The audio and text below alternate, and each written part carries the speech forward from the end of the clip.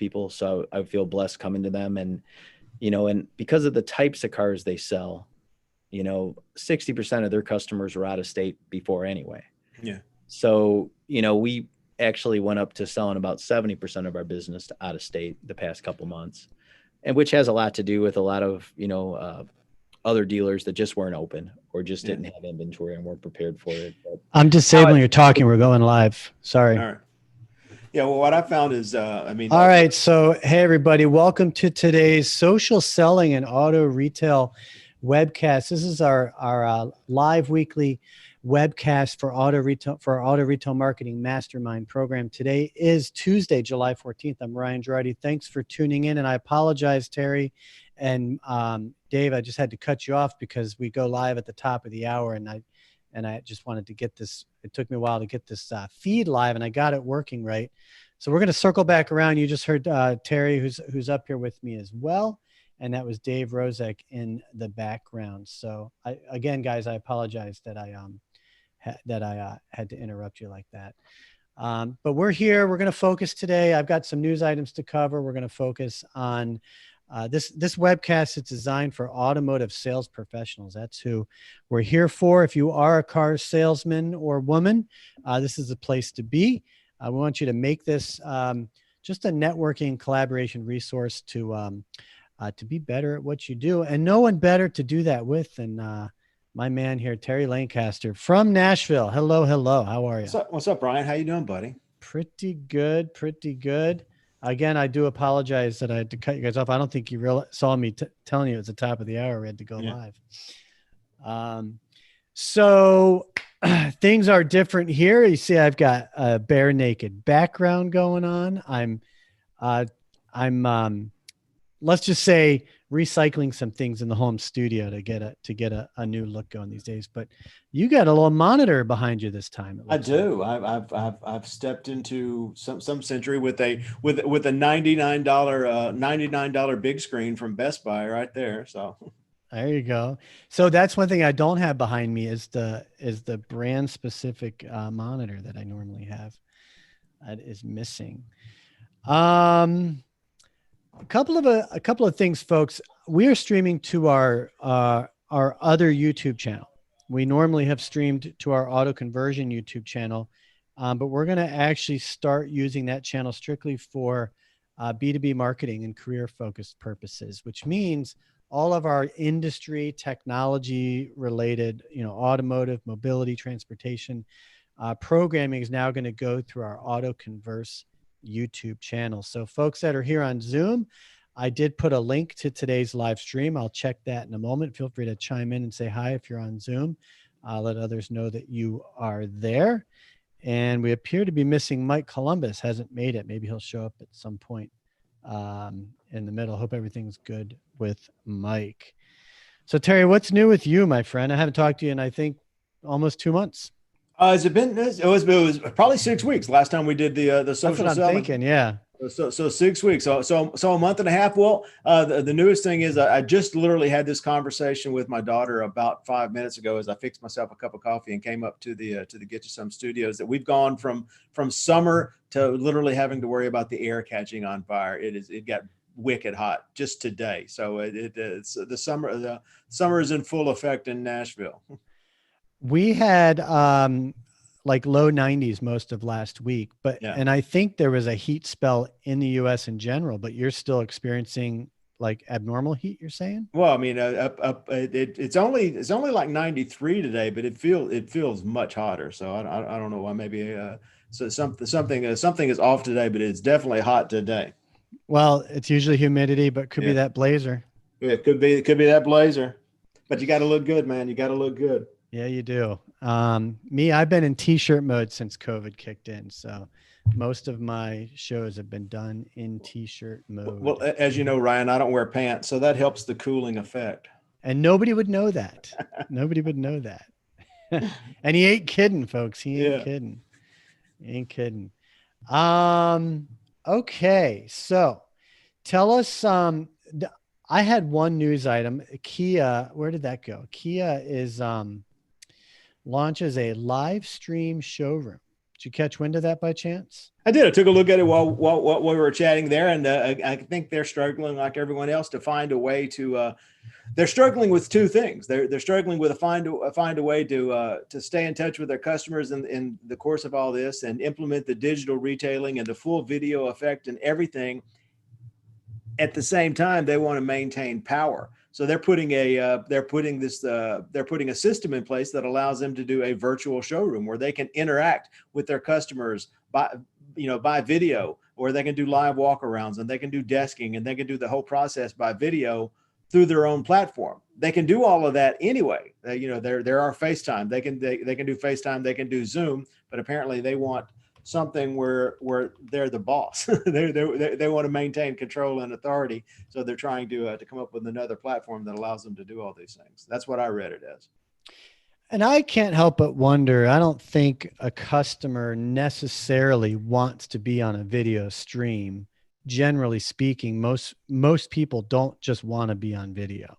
Yeah. And even salespeople too. We've talked about this so many times, right? It's like, and I think it's you that's always said, make the star the car, Yeah. right? Sorry, I'm getting a phone call. My notifications aren't rejecting it for some reason. So go figure. But would you agree? It's not necessary is the goal here to get the customer and the dealer face-to-face on video? You think that's the goal and that's the value, or is it? Well, I think that what they want to do is just do anything to make the customer happy. And if the customers are concerned about not, all of a sudden foot traffic dried up for a little while in a lot of places. And specifically the article that you showed me looked like that was only in Saudi Arabia and Qatar and some places that aren't here. And so I don't know what the foot traffic situation is there, but with foot traffic dwindling, they're looking for ways to answer the questions and make the customers happy and give them the information that they want and need in any way they can. For me personally, I think eyeball is deeply essential for the dealer's perspective, because once you get that eyeball to eyeball connection, you get that face to face, belly to belly. You can turn that from a digital relationship to an in real life relationship, because all of a sudden there's a human being that you're talking to. If you're just texting back and forth, 99% of the text you receive are from a robot. And it also, if you're doing it. Oh, Ryan, I got to tell you, buddy, I've heard the word asynchronous about a bazillion times. I've been trying for years to get the word asynchronous into general use in the population, but it's becoming more, at least it's been used around my house. But they want synchronous communication so they can answer the questions in real time. And that's what they're setting this up for, so that they can get the customers and solve their problems without them having to come in. I've been using asynchronous because all my daughters are enrolled in school and all of their classes are now asynchronous. And that's how they're described. So when you see asynchronous, you think of me now? Is that why you said that? I do. It's like you got a big tattoo. All because of Slack, right? Yeah. Hey man, I'm all about asynchronous access. I'm trying to educate, like, my dad has a tendency to sends an email when he has a thought. And so, sometimes I'll have like 2 or 3 different emails from him. And I don't know what the proper protocol is. Are you supposed to hit reply to one and then go to the next one and reply to that to keep them all on their own threads? That seems like the right thing to do, is keep them all on their threads. But when it's just random social talking, I'd much prefer messaging and asynchronous communication for sure. Let me grab that. So as you said, the live stream showroom offers customers a live video session with Kia dealers. Where did it mention? Oh yeah. Here it is. It was the platform was introduced initially in Qatar, Saudi Arabia, and Pakistan, and it's being expanded already into the Middle East and Africa. So countries such as Kuwait, Bahrain, and South Africa. Makes me wonder, is Kia a big brand in those countries? Maybe that's why they started it there. Yeah. I know, of course, I'm not sure. Don't know much about the Middle Eastern automotive market. I know they like the luxury cars there, and in the Emirates and in Saudi Arabia. But in terms of the regular maybe, cars, maybe Kia's got a big, presence there, and that's why they rolled it out there. Now, Dave on the line brought up Cadillac Live. Take a one-on-one video tour of any Cadillac vehicle. Have all your questions answered by a live agent. And Dave, if you want to chime in on audio, just raise your hand. I'll put your microphone on, because what I'm curious about is with Cadillac Live. Dave, do you have a Cadillac dealership? I just turned your microphone on so you could, I'm like asking you as if you. We do have a Cadillac dealership. So we have Motorworks Cadillac in Barrington. It's downtown Barrington. So I got notified about this, and I thought, hey, that's a great concept. And I did look at it. I scheduled my time for a rep from Cadillac to give me a walk around on a vehicle. And it's kind of an interesting concept where the OEM has taken kind of like the first step to say, hey, we'll do a walk around with you, and we'll schedule you a test drive, at the dealership for those people that want a virtual kind of walk around test drive experience. I think that most people, and I think the dealers are just realizing this, that so many people are learning about the car from YouTube or from video sources on the dealer's website or the OEM's website. And there's so much video reviews on a car. I mean, the other day we were looking for a used car for my son, and we just, he started and I started, we just started looking up, everything on YouTube about the reviews on the cars. And I'm like, heck, I'm in the car business, and here I am, I'm watching video to learn about a used car. So I could see why it would appeal to the OEM to do this, especially in COVID. But I think that, one of the things that we're going to be progressive in doing is, we looked at how we could live stream, how we can set up appointments, how we could build a platform with a library for our customers. I mean, we have a partnership with Autos and Video, and ironically, they were already working on something like this, where a customer could go to our website, click on schedule a time to do a walk around with a salesperson and get real questions answered in real time. Just so you know, this is a one-way camera, so you can see into our. Do you see that I activated a live session with what I was curious to see if it was going to bring me into a dealership, which wouldn't make sense. And no, it's the manufacturer site. Yeah. Okay. So it's an OEM. This is an OEM program with Cadillac Live or live.cadillac.com. But we can show you the vehicles and tell you about the features. I hear somebody talking, but I have earplugs in, so let's figure something out. Hello, can you hear me? Yes, I can. How are you today? Good. We're actually doing a live panel discussion, and Cadillac Live came up, so I activated it. That's actually why I'm here. We wanted to test it out. So you are where? Can you tell us where these vehicles are that you're showing us? We can't disclose our exact location, but we are in Canada. Okay. So anyone that uses Cadillac Live is going to end up in the same virtual showroom as we are here? This is correct. Okay. I'd love to pick your brain about some things. How long has the service been active? About a year and a half. Oh, no kidding. So it's been a while. It was a pilot project, and then it's been available in the United States since February, I believe. How A few months in the United States. how many daily visitors would you say you get on average? Are we talking hundreds or thousands? I'd say hundreds. Okay. How long do your conversations normally go? It all varies. It depends. Some people just want to know one specific thing, and we give them an answer and let them go. And other times they'll want a full walk around, and we'll be on the phone or the call for half an hour, 45 minutes. And is the goal to get the person in touch with one of their local Cadillac dealers? There's no real goal, just to satisfy whatever their needs are, but we can connect them to a dealership close to them if they need. Okay, so you've got all the Cadillac models in the room, so people can they can ask questions about the cars. Now, will you go inside the cars with the camera? Yes, You would. absolutely. Can we do that real quick just to experience that? Sure. Actually, Any we're, vehicle? yeah, I like that one right there. All right, this is our XT4 here. That's a newer ride. I haven't seen that up close before. Yeah, those are nice. First year for it, actually. The XT4. XT4 this is our smallest crossover. Yeah. It's in the mid-size crossover classification.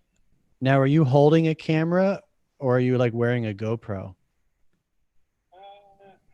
I'm holding a camera. Okay. And the audio seems fine. Well, that's pretty cool.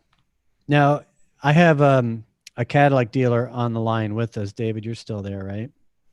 I am. Yeah. So can you hear all this? I can hear it a little bit.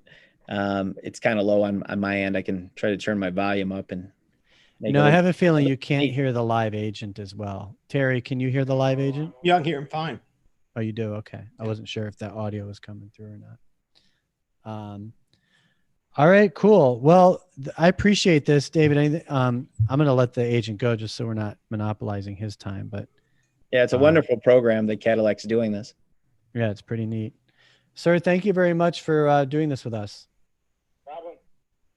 All right, have a great day. We'll let you go. All right, you take care. All right, bye.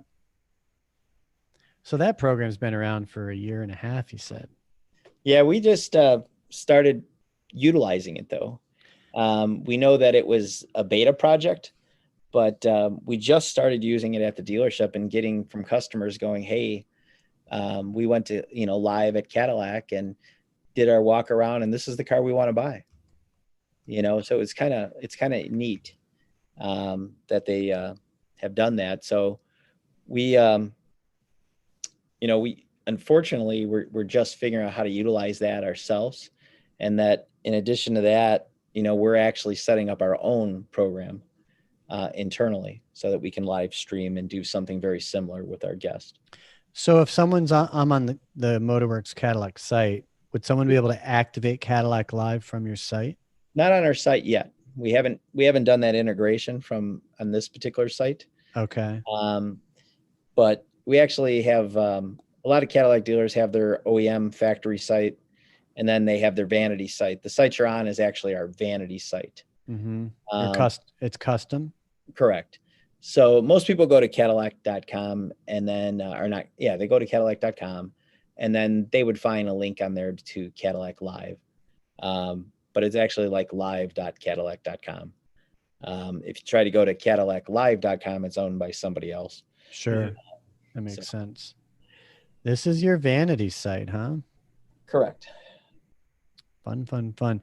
So this is, our focus here is on tools, best practices, and whatnot for automotive sales professionals. And Terry, I wanted to ask you, so you launched this mastermind group, or is it more of a program? No, it's a group. Actually, what the mastermind group is, set up a weekly mastermind session. It's so it's just me and salespeople. I set it up primarily for the salespeople from the staffs of teams I was training, so they would have access to pop in for like a Q&A on a weekly basis, and then I set it up so that individuals could pop in as well. So it's just a weekly group. We actually meet at 1:30 on Tuesday, so I was doing that just before I popped in here today.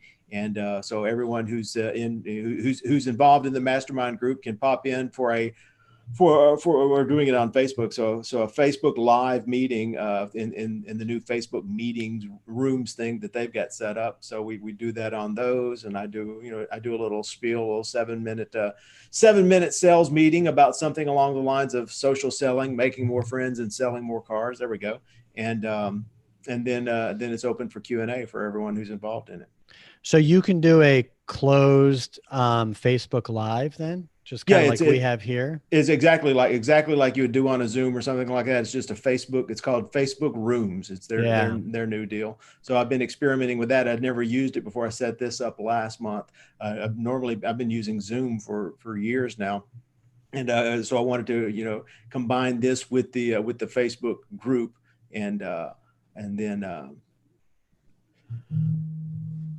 Coincidentally, Mike Columbus, who's not here for whatever reason, he's the one who introduced me to Facebook rooms last month. Yeah. I haven't experimented with them a whole lot, but so that's cool. So you have a room within the group, and, Right. and group members can participate in that. What came up today in today's group that you could share with us? Well, we talked, so David was just talking about YouTube. One of the things we were talking about was YouTube, because I spent yesterday, I've got another thing I've been working on probably since you and I spoke, Ryan, is I've started to help, there it is, your friend in the car business.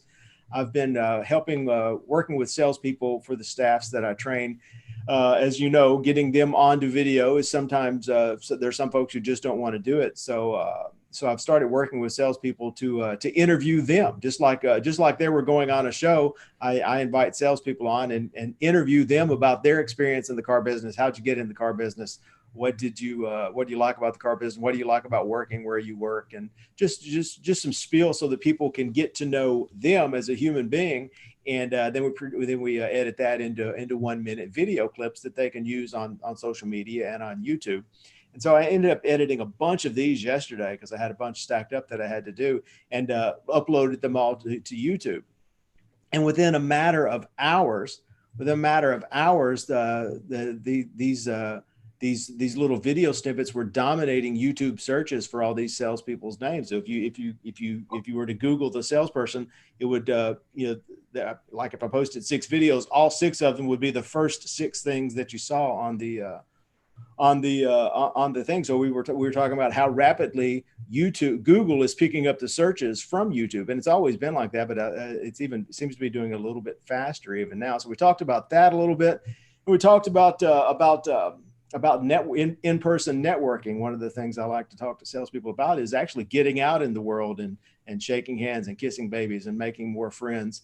And we haven't been able to do that as much for the last 4 months because of everything's got going on. I do a lot of little local networking groups around Nashville. I end up getting invited to speak to a lot of those. I got invited to speak to one last Thursday. It's the first time I'd been in one in 4 months, and we just talked about how weird it is to actually get back out and do these things now that we haven't done them in a while. So being in that closer proximity to so many people all at once was a different experience. A little strange, actually.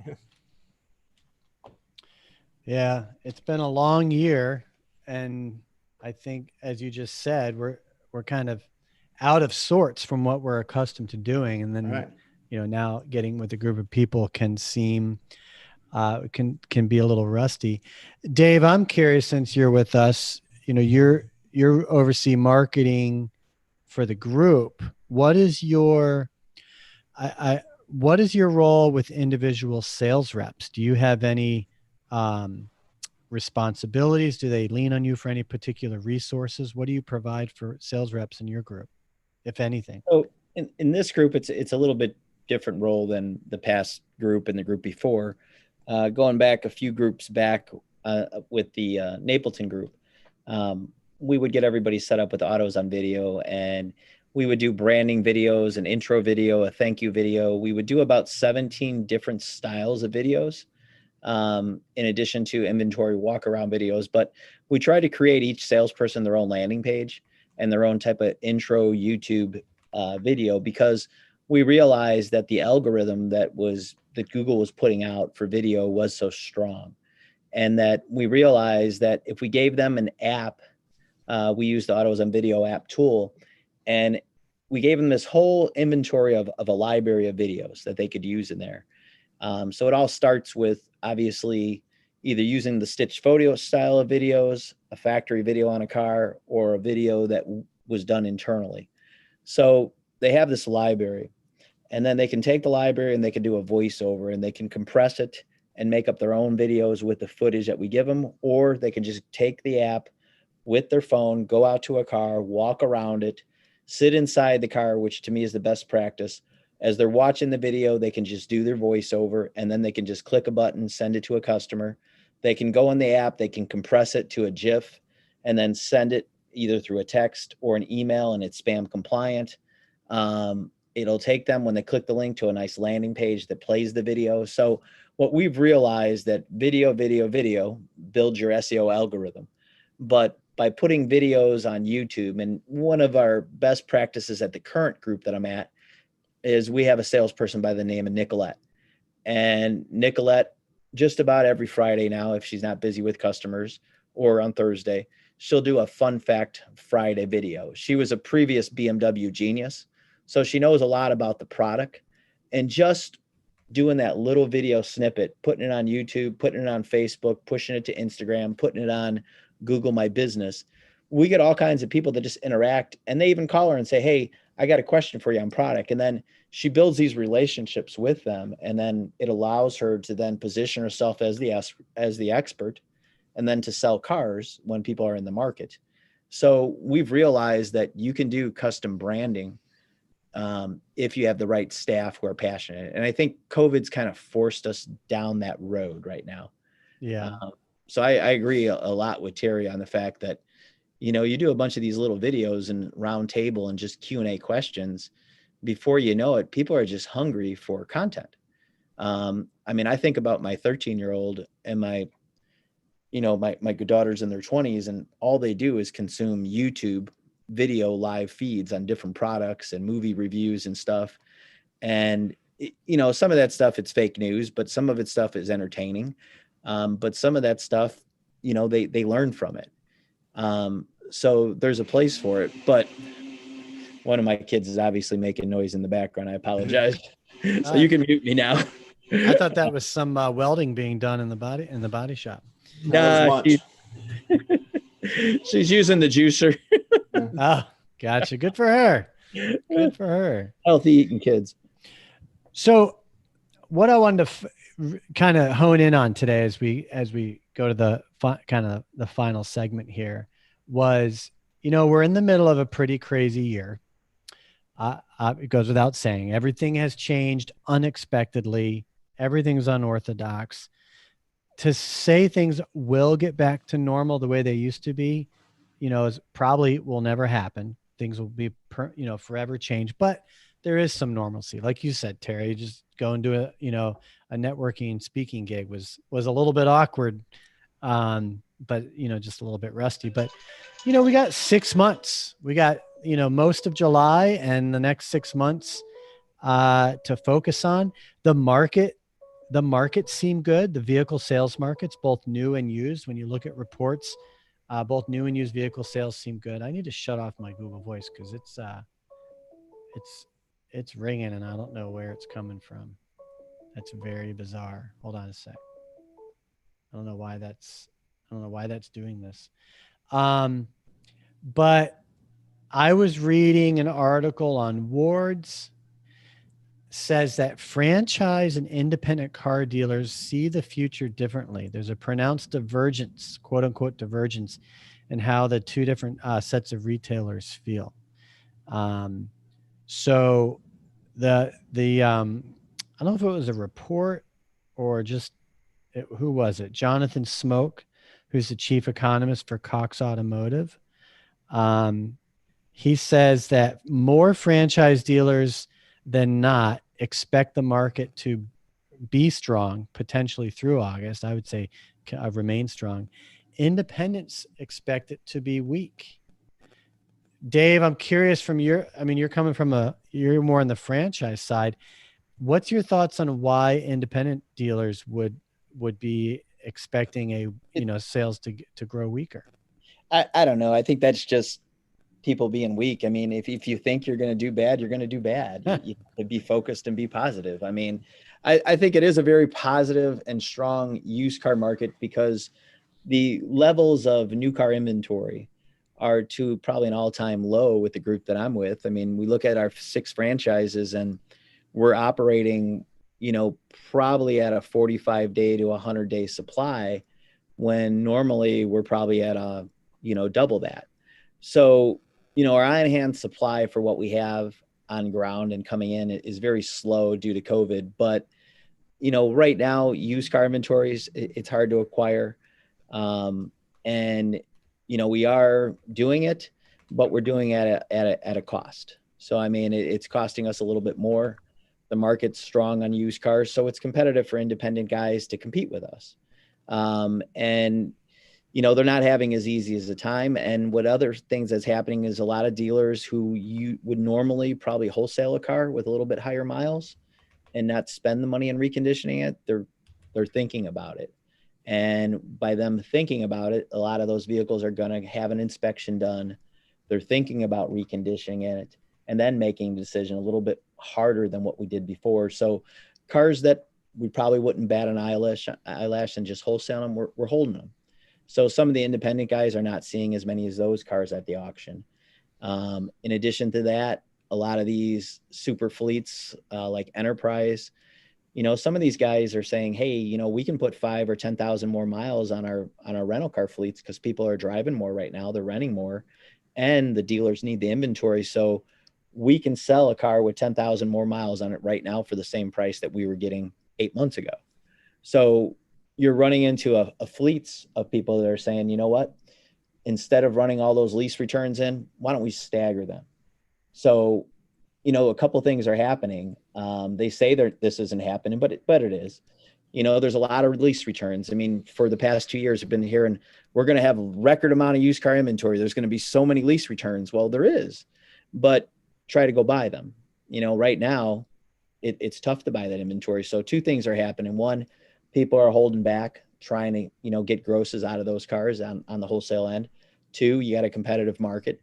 3, I mean, instead of selling new cars, we're selling used cars. So a lot of retail dealers are becoming more on the used car side of selling it rather than focusing on just the new car programs, simply because we don't have inventory to sell.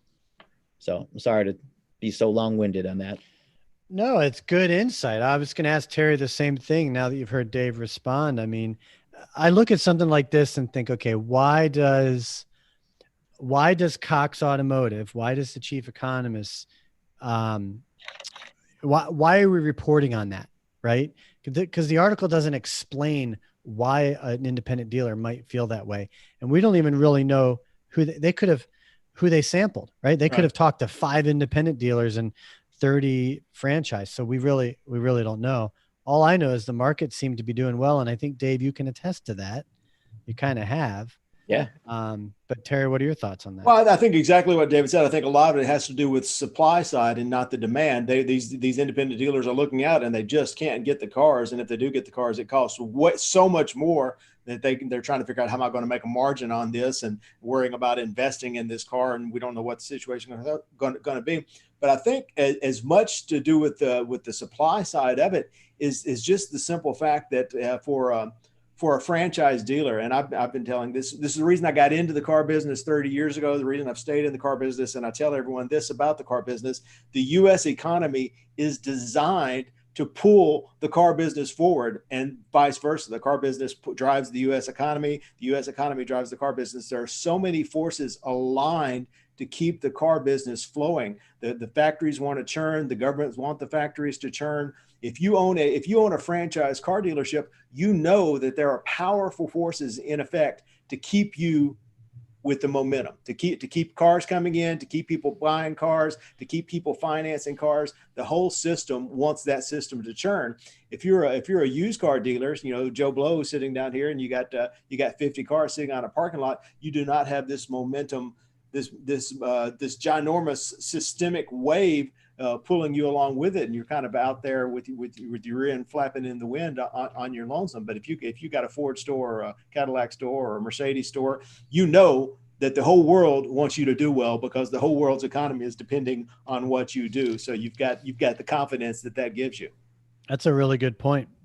You know, like you said, you've got a lot of stakeholders that want you as a retailer to succeed, not for yourself, but for the for the automaker, like you said.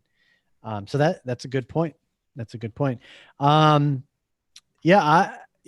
something I'm trying to keep a pulse on, is what do consumers want? I feel like in March, when the lockdowns hit, a lot of dealers immediately cut back on ad budgets, right? They started letting people go, whether it was permanent or furlough. Then that lasted about a month. And then, a lot of things just started to swing back. But even during that period, there just seemed to be a steady demand for vehicle sales, both on new and used. I can't remember, 2020 was not expected to exceed car sales from the previous year coming into 2020, but I don't think we were expected to be drastically lower either.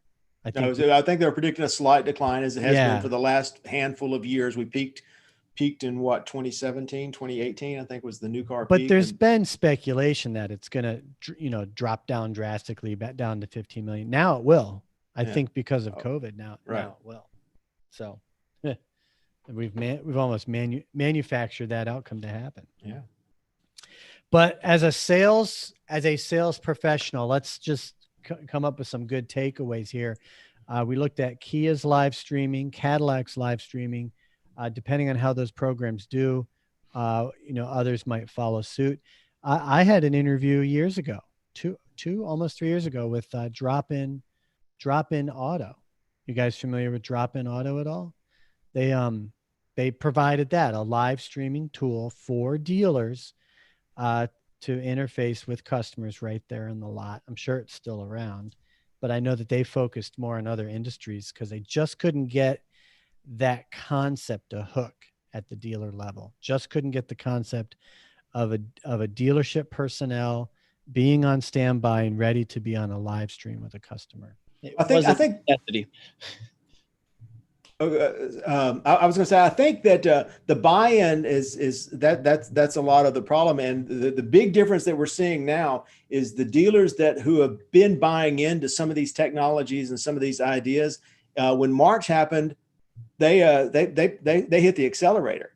They saw opportunity, and those are the guys who are having big, huge months the last couple of months. And then you have a lot of people who haven't accepted some of these technologies and some of these changes that have been going on, and they kind of hit the brakes, and they've lost momentum. And a lot of these guys are struggling now because they weren't ready to embrace video, or to embrace digital retailing, or to embrace some of these things, home delivery and all of the things that we've talked about. And the people who had kind of implemented it, had beta tested, who were ready to roll, they saw this as a window of opportunity, and it's worked out like gangbusters for those I've seen who've really implemented all this stuff.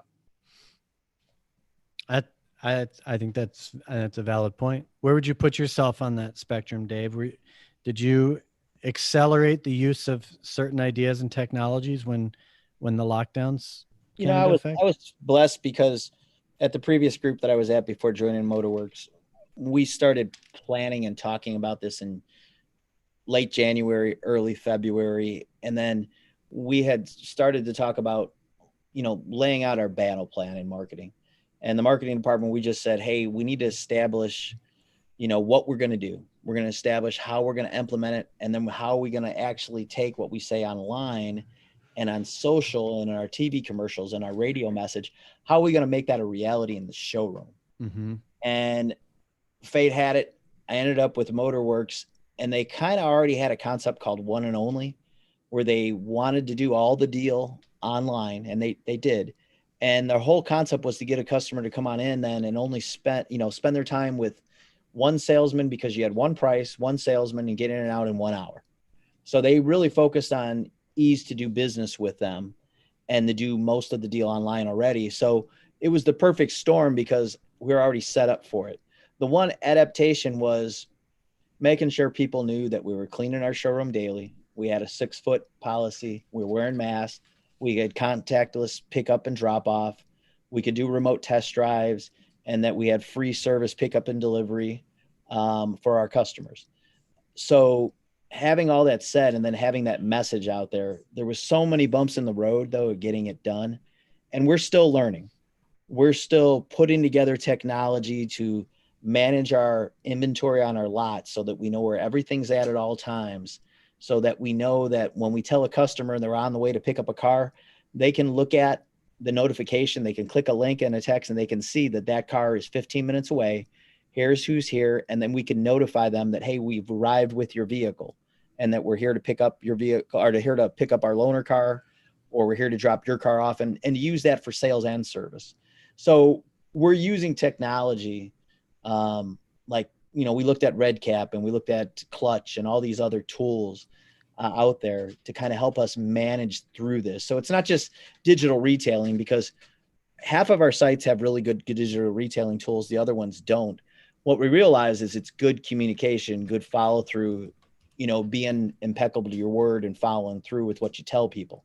So it really comes down to good follow-up, understanding that a deal online can take a lot longer because engagements online don't happen overnight. One thing we realized is that we needed to have a good chat tool that could talk to people 24 hours a day, but not just on our website, but on Google, on Auto Trader, as well as on Facebook, because Facebook conversations, they start right now and they end in 3 days. And no salesman has the ability to sit there a lot of times and watch Messenger for X amount of days, or internet managers. So it took us to realize that we needed a third party to help us handle these conversations that would start up and end, and start up and end, and start up and end, because you'll get a person on through chat that'll say, especially on Facebook Messenger, saying, hey, is that vehicle available? Yes. Great. Did you want to come see it? Sure, I do. And then you hear nothing for them for about 12 hours. Okay. Yeah. I'd like to come in and take a look at it maybe Thursday, but I have some other questions. Conversation ends again. 20 hours go by. Hey, here's my question. Does that car have a clean Carfax? Blah, blah, blah. Yes, that car has a clean Carfax. Let me have somebody contact you and give you the information on it. In addition to that, can I send you the product video on it? Sure. Send me the product video. Then we don't talk to them for another 2 days. Then it's great. Can I come and look at that car at 3:00 today? And we realize that business has changed because it's kind of social buying. There's no immediate urgency when somebody's sitting on their couch. And, we've seen a raise up in desktop traffic, whereas in the past we had mobile traffic. Now we've seen it come back around where people are starting to use their phone again, but people are using video more. People are interacting differently. And we've given all these wonderful tools to these folks now. And we realize that we're confident in using them. But now that we've given all this stuff to everybody and told people that we could be like Carvana every day, we can never go backwards. Mm-hmm. So we can never take away the technology. We have to just deal with it. And I think virtual walkarounds and doing that and utilizing video, like Terry said, for all different ways is just so much more important now. And, when people kind of tell me that video isn't important, I just cringe. I'm like, you don't understand. We are in a video world. I mean, people don't want to go to school anymore. They just want to learn stuff on YouTube.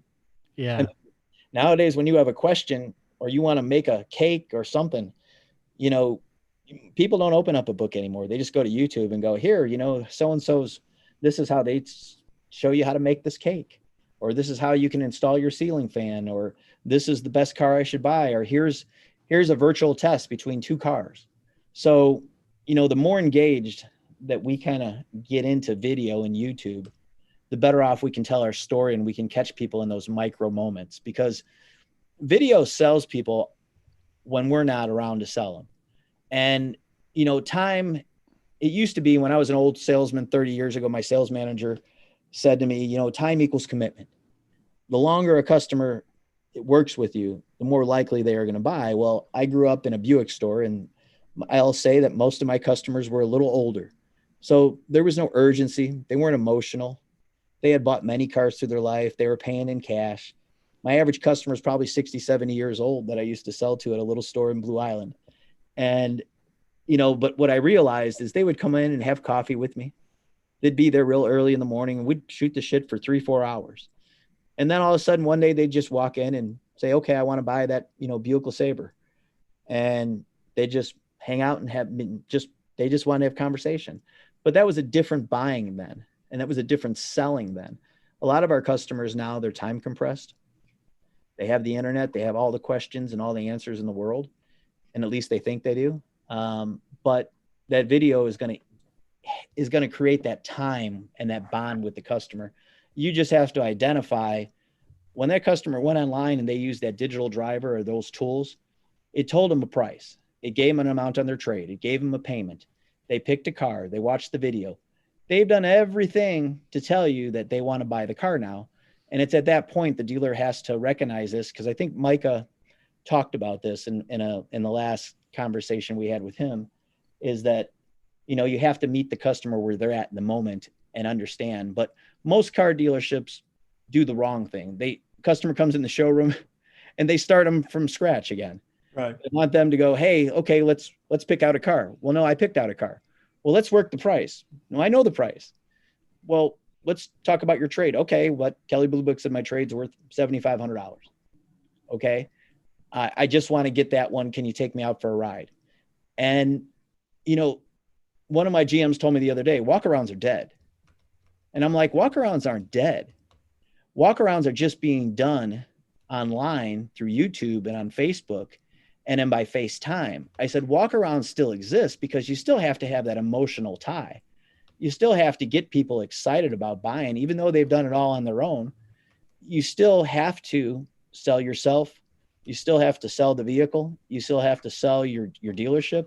And then you have to close on those points with them and be a good concierge, and you have to be an empathetic ear. But at some point you have to ask them, okay, are you ready to take delivery? Yes. But most of the time online, if you think about it, years ago, Terry and I probably learned the Foursquare system, right? And it kind of helped us manage a salesperson ourselves to figure out what the objections were. Digital drivers are just another version of a Foursquare system. It's just telling you where the customer's hot points are, and they've given you all the answers, and we've made it easy for them. We just tend to not make it easy for ourselves in the car business and forget to just go, hey, the customer just told you they're here. And then just identify with them, agree with them, and put them in a car and sign them up. It's really that easy. We complicate it in the car business. For some reason, we want it to last 4 to 6 hours when it doesn't need to anymore. So sorry for all that, guys. Well, just like that 67-year-old who used to come in and hang out and drink coffee and then come back and look around and then come back. He was building up his trust over time, and all that is it's still happening. Most of it's just happening online, and they're building up that trust with you, whether you know it or not, and you're not there to manipulate it unless you make a concerted effort to be where they are now. And that's why reviews are important. I mean, your Google reviews are important. Your reviews on cars.com, people use, Dealer Rater product to get their salesman boosted up there on cars.com. I'm not a fan of Dealer Rater, but I do see where customers want that Amazon experience. They've spent all this time online, pick the car, pick the payment. They've sold themselves with the video on the car. They chose you. Now it comes down to who can I have that trust with? Like Terry just said, I mean, who can I build trust with? And what do? Then they go to the dealer staff page. The other day, people are like, why do we have a dealer staff page? Other companies just try to hire our employees there. And I'm like, really? Because it's probably our 4th or 5th most popular page with our customers. Customers go there to take an idea to look at who their salesman is after they have a conversation with them. I said, that's why kind of texting people an intro video is so important, or a thank you video, and having yourself in it.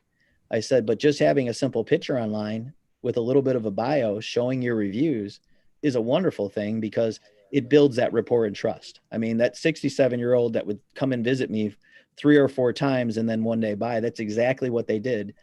They built trust because there wasn't an online portal telling them that I had 3,000 positive reviews that they could trust. Nowadays, you have Google, you have Facebook, you have cars.com, all 3 really important SEO products, but great for self-branding for salespeople.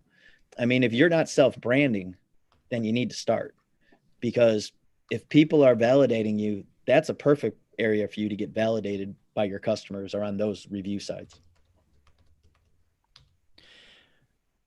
You said something a few minutes back that prompted me to want to share this information about Ask Auto. And I know, David, you were on our webinar a couple weeks ago. I was. With Lori about Ask Auto. You were just now you were talking about, like exchanging messages with a customer, I think you said Facebook Messenger, and then, like a few days or weeks can go by, and then before they get back to you, and then you give them that information. Then it could be another few weeks or whatever. And if you recall, so we recently added Ask Auto to our partner solutions page for retail solutions. And the whole idea of Ask Auto is to provide customers, consumers, a place to manage their conversations with dealers. And so in effect, Ask Auto is working with dealers to help identify your website traffic that maybe isn't converting, and give you both a mutual place to interact and get the information you need. And it just so happens to be, here's Lori's message on LinkedIn. She's running a series of webinars starting tomorrow. I think there's one tomorrow, one Thursday, and then one next week, to walk dealers through the platform and how that continuous engagement marketing concept comes into play, and how that affects your ad budget. So I'm going to put a link to that in the live chat, folks, to this registration page that you see here. You can pick, I thought you were going to be able to pick one of 3 webinars, but it looks like only one available now is tomorrow at 1:00, which is going to be during our mobility tech and connectivity show. So let me put a link to that and get yourself registered. I would encourage you, if you're on the dealer side, you want to learn more about that, register. Even if you can't attend, I'll be able to follow up with you and give you some information as well. And that being said, tomorrow at 2:00 Central, we have Steve Ressler coming back on to the Mobility Tech and Connectivity Show. And he'll be participating solo in our 2-minute drill down. And you can see we'll be bringing up Kia's live stream showroom that we brought up today, talking about some industry developments with Uber buying Postmates and Amazon deal with Zoox. And then we're going to get into some social awareness topics. Kanye West announcing he's running for president is one of those. And then Terry, I think you just agreed you're going to come on the week after next. Yeah, week from tomorrow for the drill down. And I just talked to Stephanie Robbins, who said she can participate as well. So I even got you a new partner to go boxing against with as well. So tomorrow, Steve Ressler on the Mobility Tech Connectivity Show. We're going to stream that right here on the AutoConverse YouTube channel as well. So moving forward, Tuesdays and Wednesdays programs will all be on the AutoConverse YouTube channel. And I felt like I had one other thing to mention, but it just eluded me. So let me get that link shared for Ask Auto. Dave, I'm really glad you made it today. You always bring some just really keen insights from the retail side, and I really appreciate that.